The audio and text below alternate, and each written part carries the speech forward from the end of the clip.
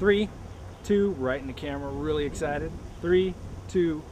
Yo, Dr. Tran is hella bomb, heck of duty, fresh bag, so awesome. I think I wet my pants, it's so cool. I think it's awesomer than awesome. It's awesomer before awesome. It's so cooler than cool. It's so, I just can't say it awesome. It's, the movie theater lit up. It was so awesome. I can't.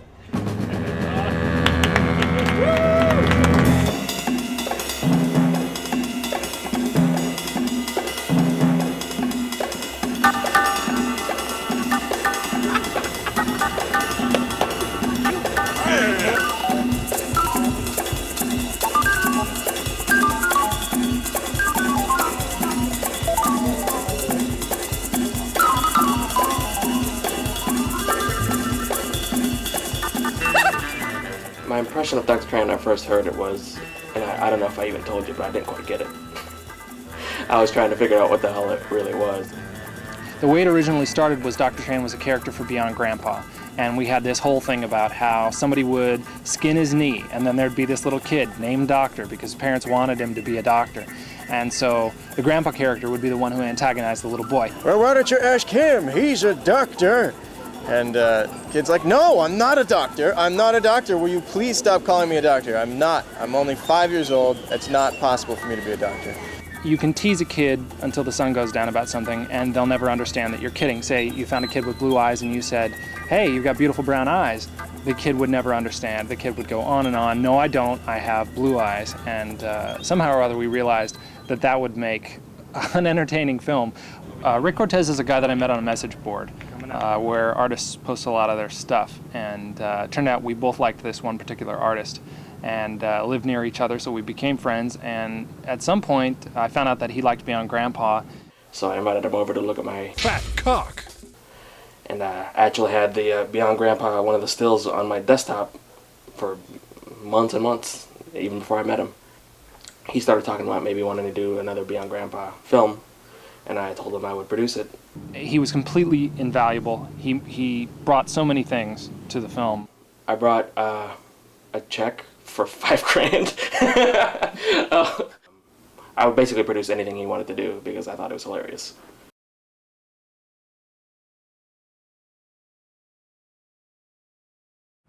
And then he's off to eat hickory smoked horse buttholes. Hickory what? Smoked what? From a cop. No, I won't. Yes, he will. I hate you! Jason did the voice of Dr. Tran. I did the voice of the narrator. So recording the voice for Dr. Tran was a fun experience for me. Matt Olivo was the guy who did our sound. He had this cool soundboard room that was, you know, I don't know anything about, but it was completely professional, and I was amazed that we got to use that stuff. I remember screaming a lot and lots of laughing happening on both sides of the window. And we're blasting like hot dickings and fat cock and stuff as loud as, you know, the volume would go. And next door in the next suite, this old guy was like remastering the sound for some David Lean classic. Yeah, I had no idea what I was going to say, and it just started coming and coming and coming, and just got more and more absurd. All my chairs are gone. I can't eat breakfast anymore. And Where you come from? Your mommy must have been a whore! Oh! You come from sad whale family! Deep in ocean, you are evil! Sad whale family, deep in ocean. I don't know if everybody appreciates that line, but it's one of my favorites. I'll play like that whole rant for my friends, and like, don't you love that? Isn't that great? And they'll just look at me and say like, who took that boy's chairs? Why are his chairs are gone? You know? I'm like, no, it's funny. somehow it all fits together, and I think the audience infers some kind of logic to a certain extent about at least the last comments. But really, it's just nonsense, and it was just stream of consciousness. We had everybody in place, but the one thing that we didn't have was an editor, and I didn't know how to use any editing software, and I didn't have access to any editing suites like I did for Beyond Grandpa. So my friend Christy, who I had also worked with at Nickelodeon, is an editor and a motion graphics designer, and I flew her down from New York, and she stayed with us for the entire 5 weeks. I was really excited to work on any project with Brian, and I'm glad that I knew Final Cut Pro, because that was the one thing they needed. The second Beyond Grandpa, Justin and I animated together. We really didn't know what we were doing that much when we were animating films. But on Beyond Grandpa 2, Brian would like draw key drawings and I would in between them, and then he would put them into After Effects.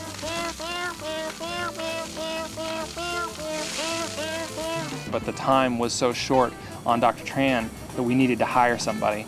And we ended up getting Steve Wilson, was a friend of mine from New York, who I had worked with before.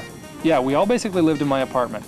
Steve was animating at one table, Christy was editing at one table, I was working on the 3D sequence at the other table. They all had their laptops. We would sleep for 3 hours at a time, get up, keep working. Well, the artwork for Dr. Tran was all hand-drawn and scanned in, and then we colored it in Photoshop. The film was animated in After Effects, and we used Final Cut Pro to edit the, is that milk? And Brian would go tell Steve, I want his mouth to go like this. And Steve would just be, okay. Steve was great. Steve didn't know what he got into. He was just like suddenly using this apartment with some bunch of weirdos, but he did an awesome job.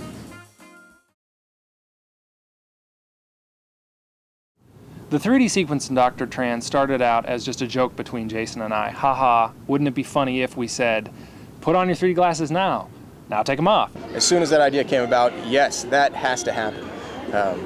And it did. And it's the funniest thing to me. I love it. That's probably my favorite part. Brian did that test with, I think it was Jason sitting in a chair and actually doing it from 2 different angles to get the 3D effect, and he showed me that, and I thought that was cool. That was the coolest thing, and I wanted to go home and do it.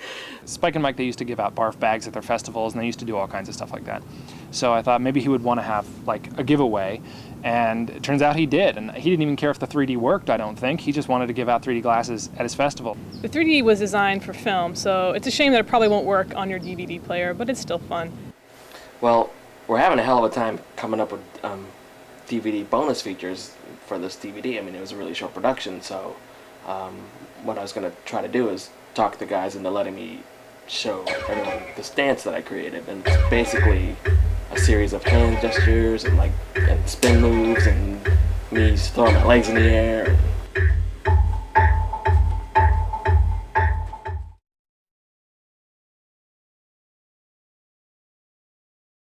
We needed a live action shot of a movie theater, but we couldn't use a real one. So luckily our producer Rick is a digital effects artist, and he's worked on tons of movies. We were able to do it at a facility I've worked at before, on the down low, as the kids say. And so an effect shot that probably would have cost us upwards of 10 grand to do didn't cost us anything. The whole thing, hella bomb, hecka duty fresh, like we've been wanting to use that forever. And then having somebody who's kind of obnoxious get either punched or hit with a pie, we did both. We wanted this little punk-ass kid, just the most punk little white kid that we could find. Fortunately, our producer Rick, co-worker of his, has a kid, happens to be Riley. We didn't know what he looks like, we didn't know anything about him. That one day that we met him was the day we were filming, and he was exactly what we wanted. I saw you guys, and I know Rick, so I knew what you guys wanted. So I tried to do it in your point of view, what you guys wanted, and I knew that it was some kid who was annoying and obnoxious, so it wasn't that hard for me. He was great. He was really, really funny. And he took 30 punches to the mouth without even complaining about it. And 2 pies.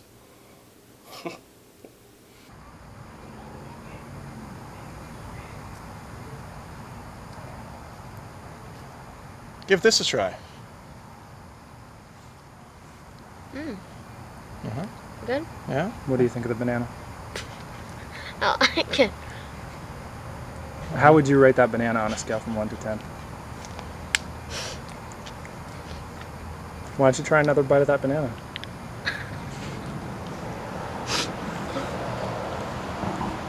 Was that bite better than the first bite?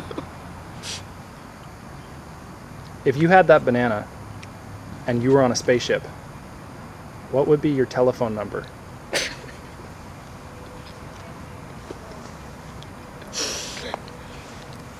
There was very little that didn't get used in the film, which is probably why it ended up 8 minutes long. There's a couple of scenes that we'd had to reorganize as far as editing went that were funnier. Different ideas for movie titles that Dr. Tran would have been in. You know, Dr. Tran fucks up big. Dr. Tran smooths it over. The death of Dr. Tran. The rebirth of Dr. Tran. By the way, Dr. Tran. Oh, and one other thing. Dr. Tran. Dr. Tran naps with some puppies. Are you Dr. Tran? No, you aren't Dr. Tran. There was a little bit of talk that we cut out about the Dr. Tran 1981 Christmas special. People hadn't seen it for years, where he did a duet with Carrie Fisher, but we decided not to use that. I am not a doctor. His patients in the hospital are counting on him. He has a medical career to consider. What? I don't even know what a medical career is! It's a year later to the day that we made Dr. Tran, and now we're making this DVD with the exact same deadline, which is Comic-Con. We finished a sound mix the morning of the day that Breen had to go deliver it to Comic-Con. So we mixed everything, drove home, Breen had no sleep, packed his bag, drove straight to San Diego to deliver it to Spike and Mike's.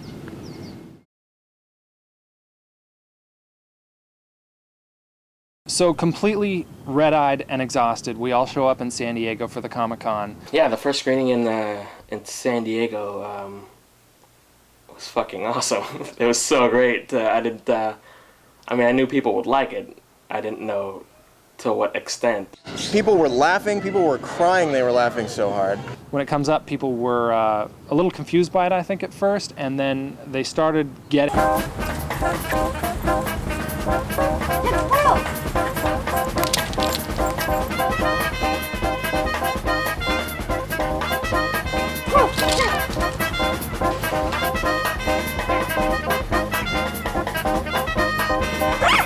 And the 3D sequence just killed, they just roared. People cheer a whole lot, and they're just so excited about being screwed over with the 3D glasses.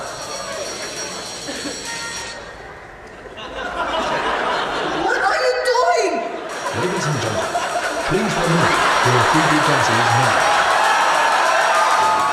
I'm not sure I quite understand. I'm glad that they take it so well. We initially thought that people might get real pissed off and boo our film. I've been to a few Spike and Mike festivals before, and I'd never seen that kind of reaction, which was a fucking awesome, huge standing ovation, and I felt like $1 million. It was so great to work on something really, really hard and get the instant gratification of showing it in front of a huge live audience. And they loved it. And they gave us a little standing ovation. And babies were healed.